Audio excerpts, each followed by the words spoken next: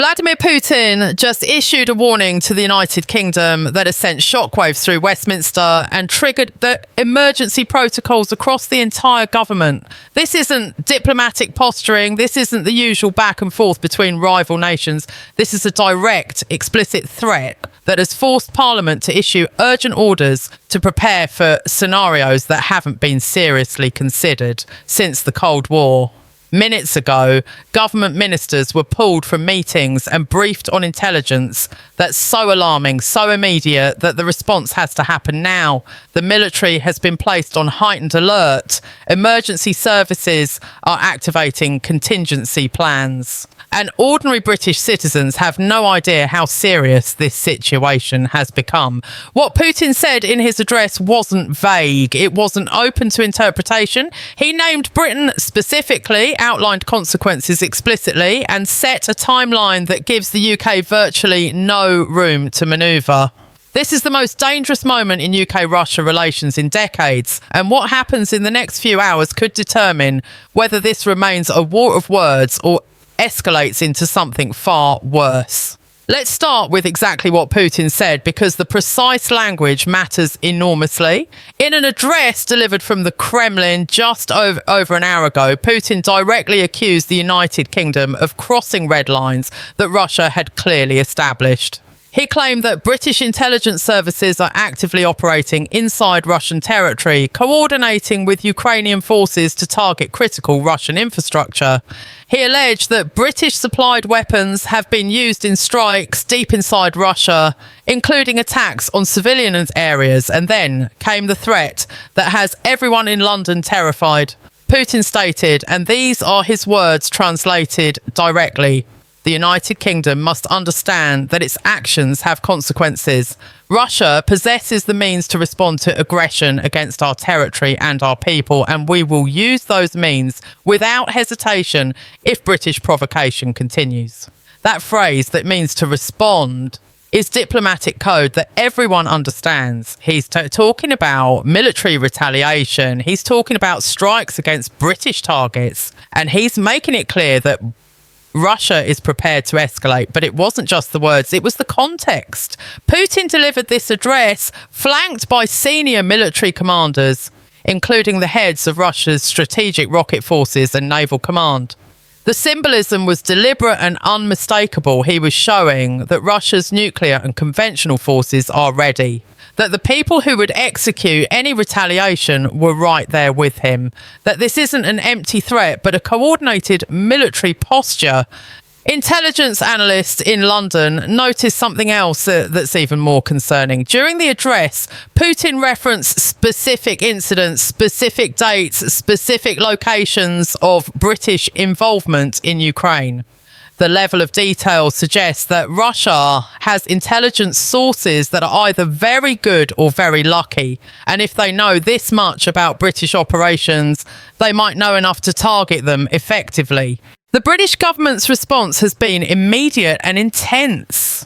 Within minutes of Putin's address ending, the Prime Minister convened an emergency Cobra meeting, the highest level crisis response mechanism available to the government. Cabinet ministers, military chiefs, intelligence directors and senior civil servants were summoned to Downing Street. The meeting is still ongoing as we speak, but sources say the atmosphere is one of barely controlled alarm. Nobody in that room believes this is bluffing. Nobody thinks Putin is engaging in theatre for domestic consumption. The assessment, based on intelligence that's been pouring in from multiple sources, is that Russia is seriously considering military action against British interests, and the window to prevent it is closing fast. Parliament has been recalled from recess. MPs who are in their constituencies, who are abroad, who are taking time off, have been ordered back to Westminster immediately. An emergency session is being scheduled for tomorrow morning, but behind the scenes, parliamentary authorities are implementing security measures that haven't been activated in years. There are protocols for operating Parliament under threat of attack, procedures that were developed during World War II and updated during the worst of the Troubles in Northern Ireland. Those protocols are being dusted off and put into effect right now. The parliamentary estate is being swept for security threats. access is being restricted. And MPS are being briefed on personal security measures in case Russia decides that targeting British politicians sends the message they want to deliver. The military response is equally dramatic. The Royal Air Force has scrambled additional fighters to patrol British airspace. Naval vessels have been redeployed to protect critical maritime infrastructure, including undersea cables and energy pipelines that connect Britain to Europe. Army units are being placed on readiness status that allows them to mobilise within hours rather than days. This isn't full mobilisation, not yet, but it's the closest thing to it in peacetime. The Ministry of Defence is operating under the assumption that if Russia acts, it could happen anywhere from the next few hours to the next few days. There's no time for a slow ramp up. Everything has to be ready now. Intelligence services are working frantically to assess what form Russian retaliation might take. The possibilities are terrifying in their range. Putin could order cyber attacks that bring down British power grids, financial systems or communications networks. Russia has demonstrated this capability before in Ukraine and other countries. A coordinated cyber assault could cripple Britain's infrastructure within hours, causing chaos and demonstrating Russian reach without firing a single bullet. Alternatively, Russia could target British military assets abroad. There are British forces operating in Estonia, Poland and other NATO countries near Russia's borders. A strike against those forces would be an act of war, but it would be on NATO territory, putting the entire alliance in an impossible position about how to respond. Then there's the possibility that keeps everyone awake at night, an attack on British soil itself. Russia has form here. The Salisbury poisoning showed that Russian agents are willing to conduct operations inside the UK, even knowing it would cause a diplomatic firestorm. If Putin has decided that Britain needs to be taught a lesson, if he's concluded that the risk of escalation is worth it to make his point, then British cities, military bases or government facilities could be in the crosshairs. Security services are conducting urgent threat assessments on hundreds of potential targets, trying to predict where Russia might strike and how to prevent it. The economic implications are already being felt. The pound has dropped sharply against major currencies as international investors react to the heightened risk. The FTSE is down significantly, with defence stocks urging while everything else tumbles. Energy markets are in chaos, with natural gas prices spiking on fears that Russia might cut off remaining supplies to Europe or sabotage energy infrastructure. British businesses with operations in Russia or exposure to Russian markets are scrambling to protect their assets and personnel. The economic warfare that's been simmering since Russia's invasion of Ukraine is threatening to go hot, with consequences that could push Britain's already fragile economy into recession. What's particularly alarming to analysts is that Putin chose this moment for his threat. Russia is stretched thin in Ukraine. Its military is suffering heavy losses. Its economy is under crushing sanctions. Conventional wisdom suggests this would make Russia cautious about opening new fronts or provoking additional enemies. But Putin's calculation appears to be different. He may believe that escalating against Britain actually strengthens his position. It shows Russia's domestic audience that he's willing to confront the West directly. It potentially divides NATO by forcing member states to decide how much they're willing to risk for Britain. And it changes the subject from Russian military failures in Ukraine to Russian willingness to strike back against Western interference. The diplomatic scramble is equally intense. The Foreign Office is burning up phone lines to Moscow, trying to establish whether there's room for de-escalation before this spirals out of control. But early indications are not encouraging. Russian officials are stonewalling British diplomats, refusing to engage in substantive discussions about walking back Putin's threats. The message from Moscow is clear. This isn't a negotiation, it's a warning, and Britain's response will determine what happens next. Meanwhile, British diplomats are also reaching out to allies, trying to coordinate a unified response and ensure that if Russia does act, Britain won't be facing it alone. The calls to Washington have been particularly urgent. The UK needs to know whether the United States will treat an attack on Britain as an attack on NATO, triggering the alliance's collective defence provisions. The American response has been supportive but carefully calibrated. US officials have condemned Putin's threats and reaffirmed America's commitment to British security, but they've stopped short of issuing their own direct warnings to Russia, suggesting that Washington wants to avoid being dragged into a UK-Russia confrontation that could escalate beyond control. This ambiguity is terrifying for British strategic planners. If Britain can't count on automatic American military support, if there's even a sliver of doubt about whether NATO's Article 5 would be invoked, then Britain is far more vulnerable than anyone previously assumed. Putin may be calculating exactly this uncertainty, betting that he can strike Britain without triggering a full NATO response. European allies are similarly hedged. France and Germany have issued statements of solidarity, but both countries have their own complicated relationships with Russia and their own domestic political pressures. Neither wants to see a UK-Russia conflict escalate into something that draws the entire continent into confrontation. Poland and the Baltic states, traditionally hawkish on Russia, are more supportive, but they also have the most to lose. If this situation deteriorates, they're living right on Russia's border, and any wider conflict would devastate their security and economies.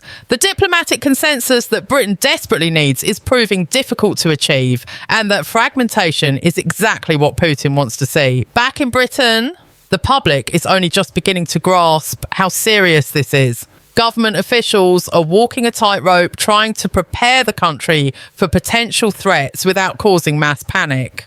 The Home Office has quietly activated emergency communication channels that would be used to issue public warnings in case of attack. Local authorities across the country are being briefed on emergency procedures. The NHS has been put on alert to prepare for mass casualty scenarios. But none of this is being announced publicly yet. The government's strategy is to prepare quietly while hoping that visible preparations don't escalate tensions further or trigger public hysteria. However, information is leaking out. Social media is exploding with speculation and rumours, some accurate, most wildly exaggerated. Videos of military movements are being posted and shared. People are noticing increased security around sensitive sites. The phones of journalists are ringing constantly as sources inside government, military and intelligence agencies share fragments of information, sometimes deliberately, sometimes through carelessness or anxiety. The government is rapidly losing control of the narrative, and that loss of control could force their hand. If public panic builds to a point where it can't be ignored, officials may have to make public statements that either acknowledge the severity of the threat or downplay it in ways that leave the country unprepared. The historical parallels are impossible to ignore. This is the closest Britain has come to direct military confrontation with Russia since the Cold War. During that decades-long standoff, both sides understood the rules, maintained channels of communication, and operated within frameworks designed to prevent accidental escalation. Those frameworks barely exist anymore. The diplomatic infrastructure that prevented Cold War tensions from boiling over has atrophied. The personal relationships between Western and Russian leaders that once allowed back-channel negotiations are mostly gone. Putin operates differently than Soviet leaders did, more impulsively, more willing to take risks, less constrained by collective decision-making. That makes this situation more dangerous because it's less predictable. Military planners are gaming out scenarios, trying to prepare for every possible Russian move. If Russia launches cyber attacks, Britain needs to be able to respond quickly to restore critical systems while attributing the attacks clearly enough to justify retaliation. If Russia strikes British forces abroad, Britain needs a measured military response that demonstrates resolve without triggering wider war. If Russia conducts an operation on British soil, the response has to be overwhelming enough to deter future attacks, while careful enough not to play into Putin's hands by looking aggressive or destabilising. Every scenario is a minefield of potential miscalculation where the wrong move could make everything worse. The intelligence picture is evolving hour by hour. Satellites are tracking Russian military movements. Signals intelligence is monitoring Russian communications for signs of imminent action. Human sources are being activated to provide insights into Kremlin thinking. But despite all this effort, there's still massive uncertainty. Intelligence can tell you what Russia is capable of doing. It's much harder to predict what Putin will actually choose to do, especially when he may not have decided yet himself.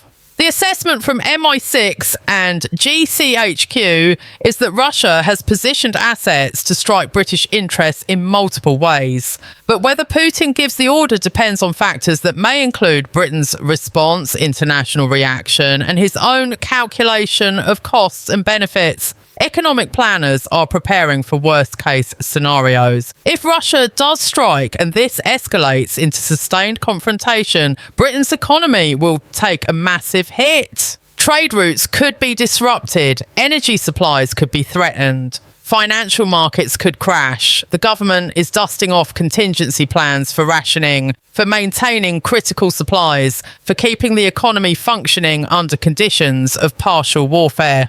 These plans exist because prudent governments prepare for every possibility, but the fact that they're being seriously reviewed right now tells you how grave officials believe the situation has become. The political implications of this crisis are equally profound. Starmer's government, already struggling with multiple challenges, now faces a test that could make or break his premiership. How he handles the next few days will define his leadership and possibly determine his political survival. If he appears weak, if Britain backs down in the face of Russian threats, he'll be eviscerated by opposition parties and his own backbenchers. The accusation will be that he's made Britain look vulnerable, that he's emboldened Putin, that he's damaged British credibility for years to come. But if he appears too aggressive, if he escalates when de-escalation was possible, he risks taking Britain into a confrontation that could have catastrophic consequences. The balance is impossibly delicate and every decision carries enormous risk. Opposition parties are facing their own calculations. The Conservative Party is torn between supporting the government in a national crisis and using this to attack Starmer's handling of foreign policy and defence. Some Tory MPs are already questioning whether Britain would be in this position if their party was still in power, suggesting that Russian aggression has increased because Putin perceives Labour as weak. Other Conservatives are more responsible, recognising that national unity is essential during security crises. Reform UK is taking a different approach, questioning whether British involvement in Ukraine was worth the risk of Russian retaliation and calling for a reassessment of Britain's foreign policy priorities. These political divisions, normally manageable, become dangerous when the country faces external threats that require unified response. The public's reaction when they fully grasp what's happening will be crucial. British people have historically rallied during national crises, showing resilience and determination in the face of threats. But this isn't the 20th century. Society is more fragmented, trust in government is lower, and social media amplifies both panic and division. If Russian attacks materialise, if British citizens are killed or British infrastructure is damaged, the demand for retaliation will be intense. The government will face enormous pressure to hit back hard, to demonstrate that attacking Britain carries unacceptable costs. Managing that public anger while avoiding escalation that leads to wider war will require political skill that few leaders have ever had to demonstrate. The next moves in this crisis will likely happen very quickly. Putin has issued his warning. Britain has responded with military and diplomatic preparations. The next 24 to 48 hours will show whether Russia was serious about following through or whether this was designed to pressure Britain into changing its Ukraine policy with the worst-case scenario keeps everyone in government awake at night. Russia launches a multi-pronged attack, cyber attacks that disable infrastructure, special forces operations against British military targets abroad, and possibly a spectacular attack inside Britain itself designed to maximise psychological impact. Britain responds militarily, Russia escalates further. NATO is pulled into the confrontation. Before anyone fully grasps what's happening, Europe is in its most serious military crisis since World War II. Every leader involved knows that miscalculation has historically led to catastrophic wars. Everyone is trying to avoid being the person who makes the wrong call that triggers disaster, but the pressure to act, to respond decisively, to protect national interests is enormous. There's also the possibility that this is exactly what Putin wants, not actual war, but crisis. He may believe that putting Britain under extreme pressure serves Russian interests, even if no shots are fired. It demonstrates Russian power and Western vulnerability. It potentially fractures NATO unity. It distracts from Russian problems in Ukraine. It shows Russia's domestic audience that Putin is strong and Western leaders are uncertain. If this is Putin's calculation, then the challenge for Britain is to respond firmly enough to deter actual aggression while not giving him the crisis he wants by overreacting. Threading that needle requires judgment, intelligence, and probably some luck. What we know for certain is that Britain is facing its most serious security threat in decades. Putin's warning was not empty rhetoric. The Russian military preparations are real. The British government's emergency response is appropriate to the level of threat. And the next few days will determine whether this remains a tense standoff or explodes into actual conflict. Every Briton should be paying attention to what's happening, not to panic, but to understand that their government is dealing with a genuine crisis that could affect every person in the country. This is not normal diplomacy. This is not routine posturing. This is a moment when decisions being made in London and Moscow could have consequences that echo for years. Parliament's urgent orders are being implemented across government right now. Ministers are being briefed, military forces are positioning, intelligence agencies are working around the clock, emergency services are preparing. All of this is happening while most British people go about their normal lives, unaware of how close the country might be to a crisis that would change everything. The government's job is to manage this threat, to deter Russian aggression, to protect British citizens, and to navigate through this crisis without making it worse. Whether they succeed depends on decisions being made in the next hours and days, decisions that will be analysed and debated for decades to come. This is history happening in real time. Putin has issued his deadly warning.